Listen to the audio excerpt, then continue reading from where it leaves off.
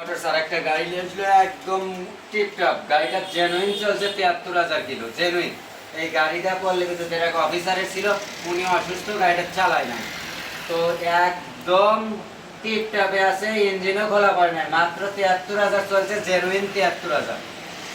৪ গিয়ারের গাড়ি, গাড়িতে কোনো জায়গায় এক ফোঁটা রং নাই, মানুষ যে রং করে সেরকম না, একদম গাড়ি যেরকম গাড়ি ইঞ্জিন সেই রকমই আছে, একদম ইঞ্জিনের ধরে তো একদম ওই রকমই আছে, একদম টিপ টপের গাড়িটা। গাড়ি যে নেবে সে চালাতে পারবে। সিরাজগঞ্জের ফুল টাকার কাগজপাতি, ফুল টাকার কাগজপাতি মাত্র ৭৫,০০০ টাকায় দিলাম, যেটা সম্রাট ছাড়া কারো পক্ষে সম্ভব না।